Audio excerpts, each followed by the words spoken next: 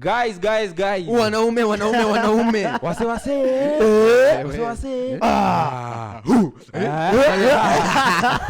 Shida lakini tubeza tutoki vizuri. But welcome again guys. As you can see today we are just guys here on set. Guys, welcome guys. But you can also look at the ladies. Men's conference. Hapo ndipo umetulia. Leo tumekuja tuambie na what now to talk this thing nicely mpaka mtusikie. Leo mtatusikia. Now leo itafikia ule mzee. So today we are going to talk about guys and how the society perceives guys and what are some of the myths are there in society that we need to really demystify about how men should conduct themselves and what you should do as a guy, or I don't know what. There's so many things that society really has placed upon on men, and men are really struggling with it. But otherwise, mambo ni mufti. And just to start us off, you guys have heard about this thing of validation. Validation. I think someone was complaining the other day. They've worked almost for 30 years. And the only time they've been told congratulations, they've been validated, it's only when it's on their workplace where they're working, and it's their boss who told them. That one place. The one place, their boss who have man, congratulations, you're doing this work so nicely. And when they come back home, they don't get. No one even tells them, man, congratulations, what you're doing it so nicely. Even like he was saying this way, even from their parents, from the siblings, no one goes ahead even tells them congratulations. But at the same time, now the society expects you as a guy to compliment them, compliment children, compliment women. But society never compliments us. Ikifika kwa compliment men, it becomes a problem. Yeah. For just validation, in fact, even validation too, just for someone to validate you for what you are doing, man, you are doing whatever you're doing is kitu mzuri. Like I really felt bad for this guy. You know, I think for the longest time I struggled mpaka nikajiuliza, when was the last time someone just told you, man, what you are doing? Good job. Good job. Yeah. Have imagine even parents ban. When was the last time mzee wako alikwambia bana? Alikwambia, man, I'm proud of you. Wenye tu niliingia campus. Imagine. The last time this guy, imagine other time John campus mzee anakuambia, man, I'm really proud of what you're doing. Alafu kuna ile mzee akikwambia congratulations. Once unasikianga hata yeah, it feels nice. Unasikia vizuri, yani unasikia tu umekuwa riena je.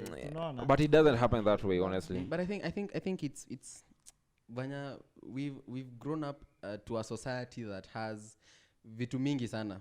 For example, unaambiwa as a man there are things you cannot do. There are things you can't say. Kwa hivyo if like it gets to a point where yani mwanaume ukisikia unataka kulia unajua tunamjangwa machozi ya wanaume inaangukanga ndani kwa tumbo. So like if you cry you get bashed.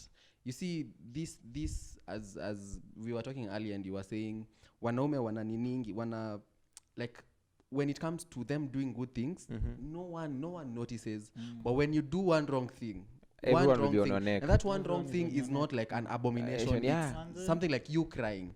Then that becomes a very big problem. Deal, yeah.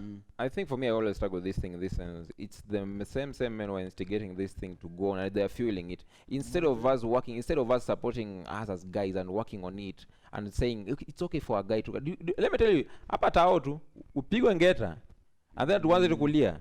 Ndio utajua and then someone records you. My friend ile and then uende pale Kenya on Twitter. Watakuosha.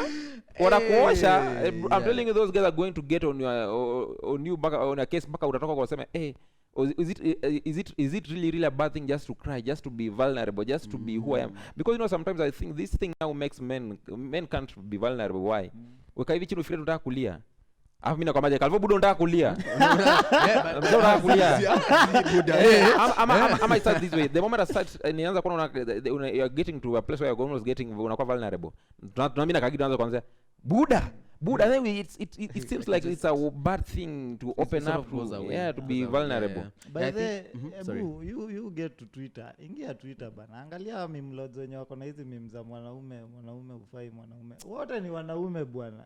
Then unashangaa bana, wewe chenye napitia hata wewe unaweza pitia, actually labda hata umepitia, lakini una ile unataka toxic masculinity. But and then one thing I came to realize about this thing of toxic masculinity, honestly I really struggle with it. You know, at first I used to think it was a joke until I came and sat down with people whom they've taken these things and applied them in their lives. Do you know, if you're a guy and most people, but what I'm meant to think is that thing started off as a meme just to make people happy. And then, so now the problem is the media, the way the channels that are being used. Man, people are consuming this thing as being serious. Serious. Yeah, you find people are taking these things. The other day we were talking, other thing tulikuwa na wewe. Tulikuwa tumeenda huko na nyuki. And then tukaona na nyuki tukaanza kusema mwanaume afai kujipaka mafuta. Over. I mean, it was so funny. Unakumbuka siku we were just talking about how men can't your hair. And then, for us it was a joke. We were laughing at this thing until later I came to the people are taking this thing to be serious. It actually does happen. Yeah, and I'm like, Kai, you're a guy, you're a man. You should take care of yourself. No one is going to come and take care of you. So wewe hebu nikuulize.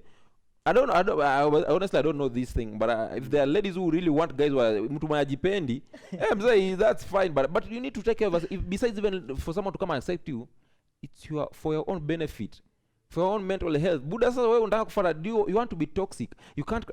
Sema umekuja hapa umekosea, umeenda pale shule stress inakuua, ukikuja hapa like umesota buda, economy ndio hiyo, tax imeongezwa, everything is going against you, and then you want to act like you are tough. Yeah, you're going to die early. Yeah, truthfully saying you're going to die early. Me, I won't lie to you. Kufa na utakufa mapema. I think you see, statistics say that men have the highest number of suicides. Exactly. Just because you do not, like, society has put in some sort of cocoon that you can't live as a man. Kwa hivyo, if ni kulete maua, okay, si ni kulete, but if someone, no, actually let's even put it as, even if a lady brings me flowers, it will be so weird. Like, I'll have the flowers, embarrassing. And the thing is, another thing is, you'll like, and lazima nirudishe mkono, lazima nirudishe. It's not when someone, you don't feel it doesn't feel like it's just someone loving. You feel like, man, I have to give back because as a man I have to do this and thing. Then with those flowers, if you carry them, itakuwa mzee unapelekea nani maua bana, leo kuna mrembo atafurahi.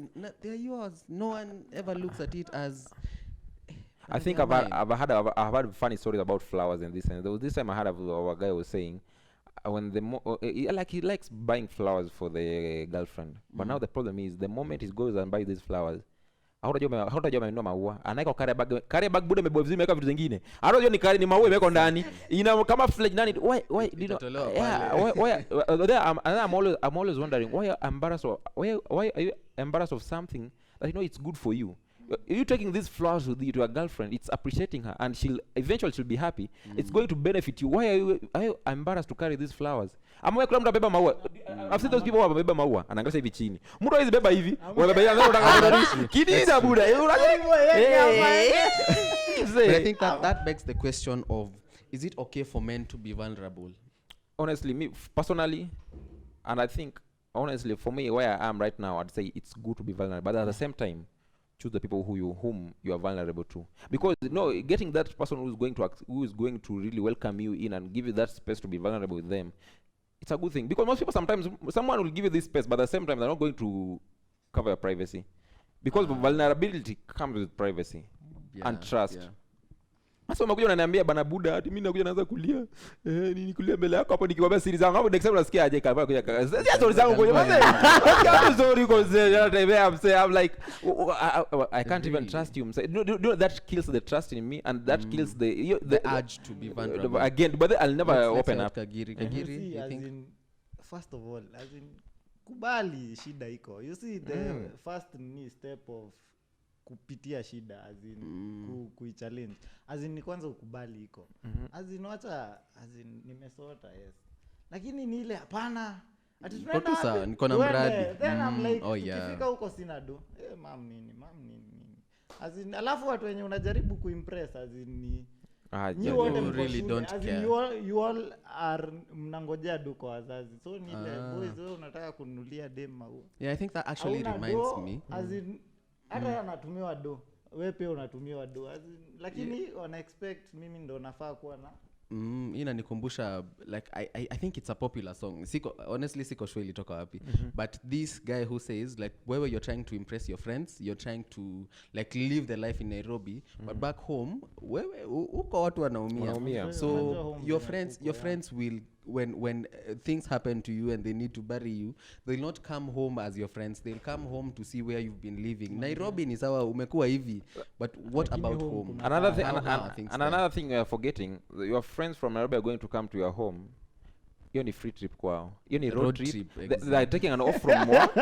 Umewaleta kwenyu because you're not responsible, because you never accepted as a guy. It's good to be vulnerable, it's good to take care of yourself, it's good to be responsible. Now they're going to come, they're going to have a free road trip makoko kwenyu, and then they come with water bottles wameka lika ndani. Wanakunywa pole pole hapo wakienjoy tu. They don't even care. For them it's they're enjoying that thing. Kuharibu kabisa wafike huko. Kijana wewe ndio ulikuwa unatesta Nairobi. Lifestyle iko hivi. Tukifika ushago bwana mambo. Ni kubaya. That I think the story that has come to mind right now, and it's something that inanisumbua sahi, ni history ya Mustafa.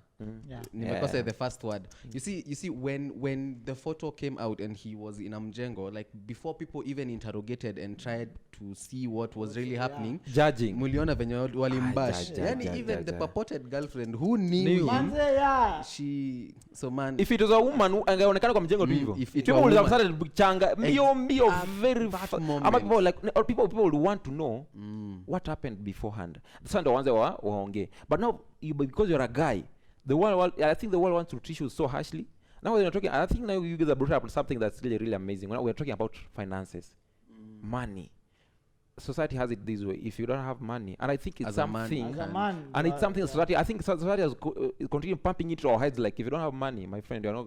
As a man, you are not supposed to live. Walk out here. Factual people will tell you, as a man, if you don't have money, you shouldn't expect anything from like there's anyone. Nothing. You shouldn't marry. You shouldn't. There's nothing you can do without money, and I think that's a very big problem. Wanaume bana, let's all accept and agree that pesa is okay. It's a value. It's valuable, but bana, there's more to life. There's honestly so more much to more to life than. But why men want money? It's just reason tu ni moja. Ni gani hiyo? To impress. So you want to impress either your friends, you want to impress women, you want to like.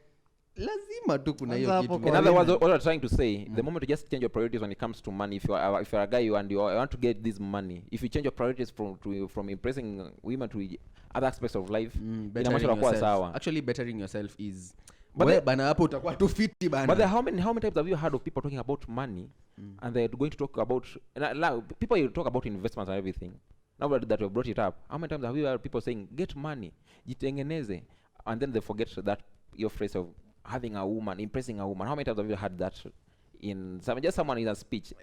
I don't think it actually ever happens. Kuna time ushaisikia ati it's rare. It's rarely. It happens, but it's rare because I think in the end, I think this is something that's very in as much like it's money. I always say that manze I feel like money don't need kitu ya maana. But money is not that much important for you to go out of your way, for you to waste your life looking for this money. It's the same thing that's happening here right now. Umesikia like Kilimani and this Posh, I think these are yesterday. People are afraid to live there because wanaoishi kwa siku hizi ni magoons, like young people. Someone you don't know. Mtu amekuja mafanya miaka zako kama 30 hivi. Ndio mwanzo kuendesha Range Rover yako. And then someone kama mimi.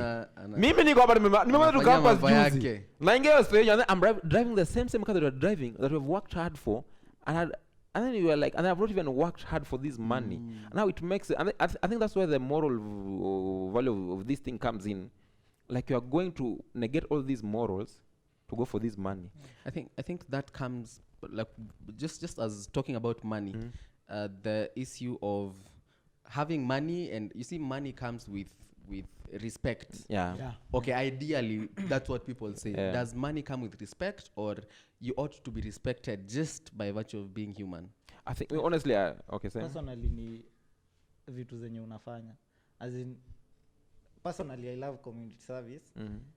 Lakini sijafika ile ligi ya as in I'm a student, sina ile domo benye philanthropy. Neza organize event ya charity nini, but it's the small things. Like juzi I got an award ya community service guy. I think kwangu nilifeel ni impact, and I thought isipokuwa ni pesa, I think I could have contributed much, and nikidhani inafaa kuwa the small things you do appreciate them manze. I think I always feel it this way. Sometimes yeah, it's a joke, but sometimes it's always a joke, and sometimes it's always true. Sometimes it's always like right now we want to talk about community service and everything until we get money. Until us guys now we get this money.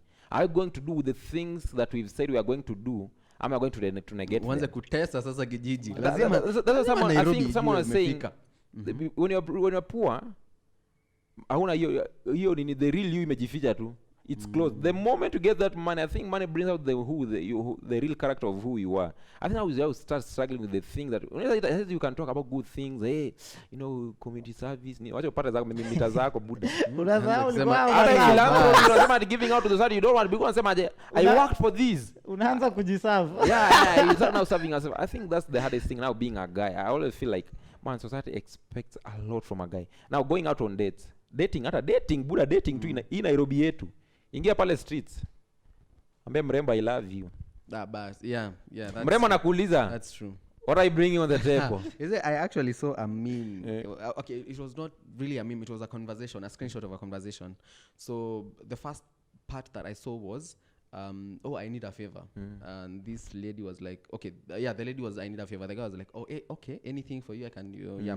The lady was like, I need some money. My rent has not been paid, so this guy can say, Mimi, anything for you, bana, my love, anything for you. This lady was like, okay, so my rent arrears are 800K. So, your conversation ikaishia hapo, the first screenshot. The next screenshot now is where the conversation started. It's the guy who was texting. Roles have been exchanged now. The guy come checks. Now, see, you see ni venye mnapatana na mtu anakupea number, so it's the guy to text the lady. So the guy texted the lady, hi, niaje, nipita ule tulipatana naye kwa mat. That was at 10:32. Random example, 10:32. The lady at something like 11 is like, hi, okay, nice, okay, sijui nini. I don't know where the love story came from, but now at around 12 is when this conversation comes. I need a favor. So you realize they've not even talked for that long a day. Hivi. Lakini jueni mzee 800K rent arrears. Like jume mrembo amefanyia mambo. So yeah, it's a real problem. But just besides money, I think every person deserves respect. That madman out there deserves respect. And I think I don't know whether I'm sorry to say this, but ni stereotype, but it's what society has put that ladies say that this man ought to earn their respect. I don't know how they'd feel when I as a man says that this lady ought to earn my love. But some things are not earned, man. They just happen. Yeah. So it doesn't matter what this thing is, just respect that person. I think I also think it's what results to some of the vitu kama mental health ni as in trying to seek validation, as in unapata msee ama hata addiction na gambling. Unapata mimi mkikosa kunirespect hapa, as in the guy anajua nikifika klabu ninunulia watu mbili. Watu watakuwa wananiita mkuu, as in sasa huko kama familia yenyewe iko appreciate na unaona huko nje watu wanakuwa appreciate, as in I think utaenda huko nje ku try and seek validation. I think for me I always say this way: if you are dating, even if you're a lady, even if you're a guy, when it comes to now we are asking each other, what are you bringing on the table? I think besides money, because the moment now you're blind with that, the now financing, you're asking me for this money. Let us say I don't have it, and then I decide I go and work hard and bring this money, and then the only thing the only thing you asked of me to bring on the table is money. Do you think I'm going to treat you with respect after I've given you this one? Because now for you, the key for me getting you, there's no money. Yeah. Now I have to work hard. I'm going to work hard. I don't know. And then the funny thing is, these ladies, they'll pressure you. What I could pressure? Leave alone even the lady. Society will really pressure you to a point where, like, you can't do anything. Your family. I don't know why you're even getting to our ladies. Look at family. Black tax. Have you ever heard of black tax? That's I think a real deal. For the guy, black tax is your something parents else. Now as a guy, I know that black tax, but it occurs to everyone across the board, to all genders. But now I'm trying to imagine from this sense. Now you're a guy. I think now your family, and then that these people unapata homa wako poa, I don't know how, I don't know where this came from. I don't know who. I don't agree with it, honestly. Personally, I might be speaking about from a point where, from a privileged perspective, but I always say it from this point. Those people, when you're growing up, and in as much as home there's nothing and you're working, man, your parents ought to leave your savings to you. So the money that you're working for, it's yours. Hapo unasikianga bro wangu mkubwa.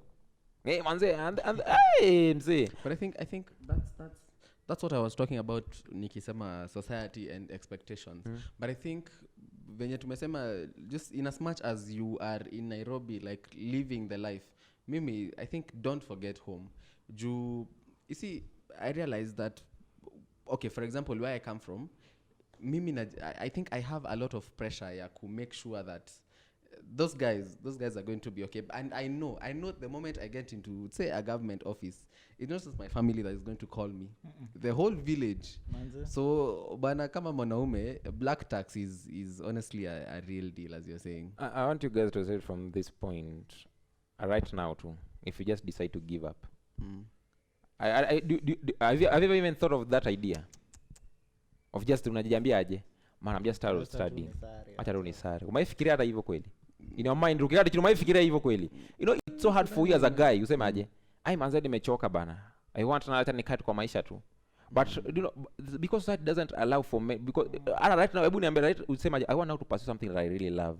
I just want to quit. Umaisikia watu ngapi wamequit kazi? Guys, how many guys wamequit kazi then unasema tunataka manze nikae? How does society talk? Unasema manze una quit kazi, nani atakulisha? But if for a lady asema man, I want to quit, I want peace of mind, what unasema aje? Yes, that's good, that's really nice, you should sit down. You know, you need to consider You need to focus on yourself. your mental and but for a guy, what anaanza kuuliza msee, una quit, mbona una quit, utakula aje? That's the first thing. Utalipa aje rent? Manze because society expects you to be good. Yeah, but I know it's not a bad thing. It's a good thing now to be work for yourself and fed for yourself. But now it reaches to this point where if you're a guy, you can't just make these decisions because society expects of you to be that.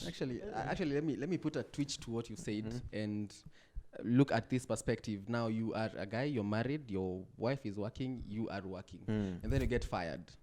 So you now need to get a job. But before you get a job, where are you? So of course you need to be in the house. Yeah. So who's providing in the house? How does society look at that? Exactly. Alafu by the way, on that story, home we are twins. My dad used to tell us as in tukiwa shule. So alikuwa atuambia kabla mfungue shule jioni. Mwambia, wewe enda usome. Huwa anaweza kuja nyumbani tukae na yeye. Wewe utaenda wapi? Unashangaa si ni twins, as in si wote ni watoto wako bwana. Hapa ni home. As in hapa ni home. Ndarudi pia kirudi. I think it's something. Me nakwambia, even you yourself as the man who has been fired and you're staying in that house, banata, you'll never have peace of mind. It's so hard. You're going not far. unless that woman has created that environment where you can be vulnerable and she makes you understand that it's okay. Like acha nikwambie, mimi acha tu nikushikilia for this time. I know you are the man, in as much as you don't have the house, the job, and you're not getting a salary right now. I acknowledge you as the top guy. Na hata kama pesa ni yangu ni yetu. Yeah. I want you to you are going so far. I want us to come home. Campus students too. Do you know the guys, why do you think these ladies, madam kono class moja, sometimes unapata they want to go for these people who are working? Okay, ask these ladies, kijana na pesa, and the truth is, where am I going to get that money? The same way you are working, you are expecting from your parents, the same thing. But now society itakwambia aje, you are a man. Mwanaume unafuta ufute do zako saa hizi. And if you want, and then someone is telling you, if you don't have money, don't date. Yeah, actually, if you don't have money, true. don't date. What is the business of you needing a woman if you don't have money? That's true. I have seen a certain, na nimeona vitu mingi kwa hii conversation, but ni meme. Inasema, okay, no, it's actually not a meme, it's a true story. A lady who used to despise the campus students because they don't have money, 1 2 3. So alikuwa anaendea wababa wako na do. Sasa vijana wenye wako na pesa campus wakamaliza shule wakamake it, sasa wako huko wao wako na do zao, they are not married yet, they have like their lives are so good. This lady on the other hand is up there, she doesn't have a kid, she's old, she is like yani yeye anashindwa atafanya aje. And now looking at the guys she used to reject bana juu ya pesa tu yeye jamaa ako sawa. And now she was encouraging young ladies and telling them wacha niwaambie bana kijana unaona hana kitu campus, stick with him, itajipa tu siku moja. Manze like our own prezo. Sasa niambie mtu alikuwa unaona mtu anauza kuku, alikuwa anachoma mahindi, anachoma mahindi, anauza kuku, and is the president. As in hizi vitu zisikutishe, small steps utafika hapo bana, acha pressure. I think it comes with them. Hiyo mimi nasemanga aje hivi, at with women right now, don't change women right now to your age.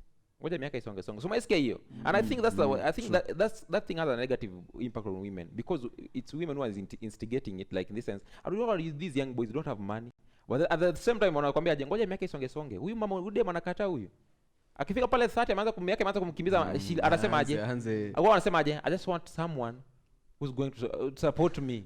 Unaona kwangaje angalia, I don't loving. I think these qualities zinarudi. I think that they always say, if you want man, don't look, money is a good thing, but I think at the same time you should look at it from this point. Look for someone who has a future, someone who's, when you look into them, someone who has a vision. So, in fact, someone who has a vision. Yeah, true. Yeah, that's the only thing. I think that always keeps men inafanya watu wengi wanaumia sana, because the time, you know, history ya kusema ati a lady who's encouraging people to get married. The story someone was telling, alikuwa anasemaje, you're a lady, you want now to look for man, you want to give these men pressure. Now there's something funny that I'll tell you. And she was saying, this is what my auntie told me. Right now you are here, you want people who are working. Yeah, you'll work, you'll find those people who are working. Umeacha my boys, these boys are making their life. The moment wanafika hapo waanza kutengeneza mambo yao, these old men hawakutaki, the people who are coming at your age mates, they don't want you. And then watoko chini yako, wewe una pesa, wewe kwa sponsor, they're looking now for the boys who are looking, they come looking for you because they don't have them. But now the thing is, like wanasema, unapata your auntie, she married, aka divorce. Ndio tena akona the second marriage, ana marry, ana divorce. At the same time you divorce, this thing is the process going on. You have nieces, these nieces are growing up. Now inafika time, your niece is coming, she's married, we bado kwa hapa kwa sababu because of what you did. Now you understand. Nilikuwa nasema in this sense that mpaka auntie yako yakwambia aje, chukua tu vijana wanaume kwa hapa nje, mkubali vile yako tu, muoshe ukana, because these guys the way they are, because no one and the story is always funny. These people are always out here, most of them people are successful, they started somewhere. True. And I think for guys, I always say, I think there was time I used to struggle with these things, sitting down just to wrap my mind around this thing. Yeah, man, you know, to get just someone who accepts you for who you are. Do you know it's so hard, right? Like you tell someone now, I want us to date and everything, and then someone is like, but you don't take me out for dates. How am I even supposed, like what are we doing this thing? Like the other time there's someone who married, I think, and I got a best story. The lady was saying, mimi nilikuwa naishi Nairobi, the guy was living in Limuru. That guy never used to even to come in town. Alikuwa anakuja mara moja in town. And akikuja hivi, she was saying, when everyone was saying about, nilikuwa napeleka out weekends. That time when this guy even used to come in town, hata tulikuwa tunaenda hiyo kukula hiyo out.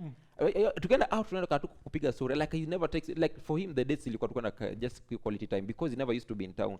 But alikuwa sema if it was for other ladies, most people would be no, we can't take it.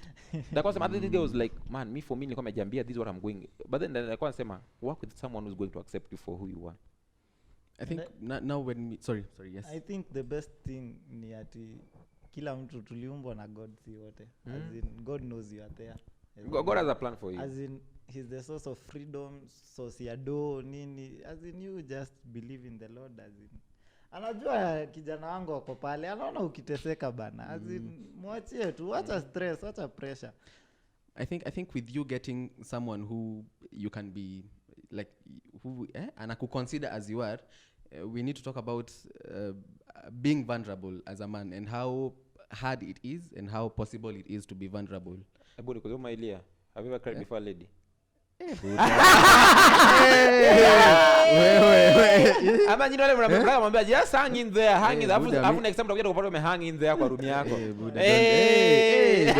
How can you see machozi wanaume ina nyingi ndani, like that's what I'm saying, it's so hard, man. Cry, no, you can't. That's what I'm saying, it's you need to get that person who you're vulnerable. Let me ask you, have you ever cried before a lady? Nanieka kwa fix bwana. Hapa ni spotlight. My mother by the way. Your mother. Let me tell you a funny story. I know I might be beaten up for saying this, and please forgive me. But there's a day I was having a conversation, and then sometimes they don't think bana hata unaka feelingi kidogo, nikaona hivi kunaenda hii kitu sasa nika nini tu nikasema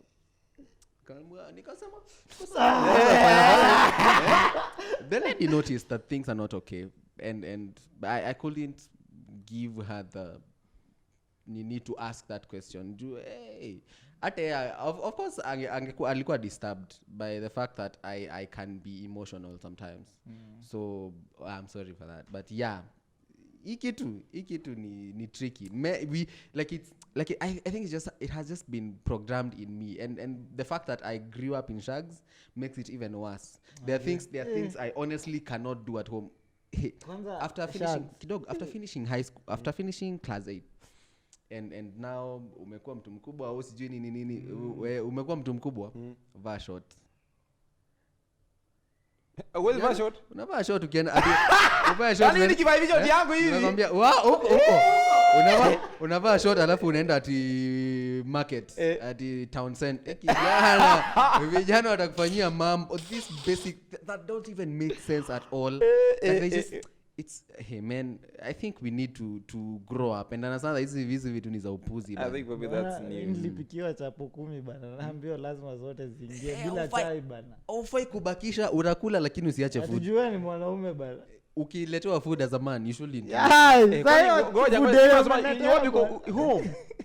Shags is not a joke, man. That place is not a joke. And I think that's where men this stereotypic men are being brooded.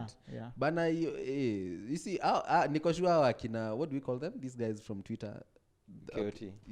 No, kuna hao majamaa wanakuanga Kakibe, this other guy I can't remember his name. Amerix. Yeah, niko sure jamaa alilewa Shags akakuja Nairobi akaamua let me tell hey, Shags is just some other thing. And we need to create that environment to tell guys from out there, man, tumegrow, society has grown. And that is not who men are. It's okay to be vulnerable now. It's okay to cry. Mimi nakumbuka kwa time high school nilipigwa mzee. Nilikuwa form 3 mzee. Alafu nilishikwa nikaekwa tu kuja. We used to have our foyer administrative block ilikuwa hapa, and then mbele kulikuwa na some nice lawn with some trees. So Saturdays they used to clean it, and then walimu wanakaa hapo nje. So nimeitwa, nilipatikana kwa niomba relationships and everything. It wasn't even a relationship. This lady udem alikuwa period alfa aliniekelea. Ijua alikuwa kwa scandals mingi. So because every time I was still a newcomer. So nimeenda hivi. Nimekaa hivi tumongea naye, and then so dem ile kuongea tu, and then people started saying we are ni ati tunakatiana mse. So nikaita na class cha kuja mse, nilipeleka hapa bana, umaipigwa ile mpaka, and then it was on a Saturday mse. Yeah, Saturday people like everyone is just there mse. Mwanzo siku nilitoka hapo nikilia nikajambia but I think that day I just cried. Umaona nitebeba kwa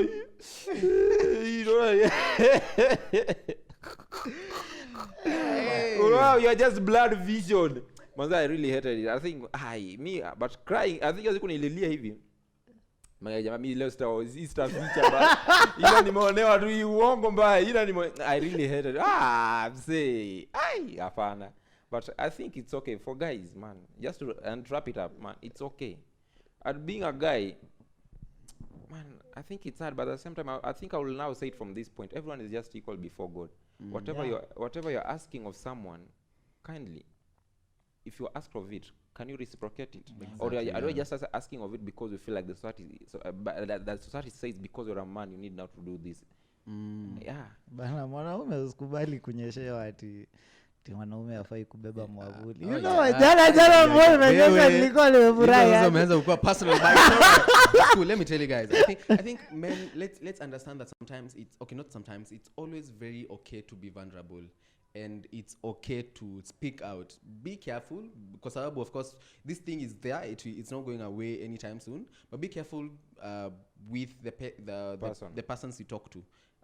Just the moment you start and it just doesn't work out, it becomes so messy for you. I think for me what I realized is I'm I'm a very reserved person. Mimi si mtu wa kuongea vitu zangu and all that, and I feel like if I talk nikiongelesha watu it becomes chaotic, and I see as if they'll judge me, and I don't know all that, and I think it got to a point where it was taking at all on me, and what I decided to do is talk about these things but in a very funny way manner, yani kitu inakaa tu haiko, yani tunacheka tunaongelelea vitu, we are just laughing, but at the end of the day that helped just because I spoke it out. Si kama maneno inakata, then at least write bana, at least record yourself kwa voice note, tume kwa WhatsApp yako, yani just speak those things out, write your thoughts down, usikae nazo kwa akili bana. Hizo vitu zitakufanya ujipeleke jehanamu, utajifanyia mambo. So being vulnerable, be careful. I think that would be my parting shot. For me it's just a Bible verse, Isaiah chapter 43 verse 2. When you pass through waters, I will be with you, and when you pass through the rivers, they will not sweep over you. When you walk through fire, you will not be burned. The flames will not set you ablaze. Mungu wako anaandikia wanawake hii verse bwana. Ni ya kila mtu. Wanaume, wanawake, as in ukipitia anze jua tu iko God bana. Usiende ati validation kwa club, addiction, nini hapana. You just know God is there. And as a man utatoboa. Amen. Be a man. But just to finish up, Calvin anasema those people will go and be vulnerable too.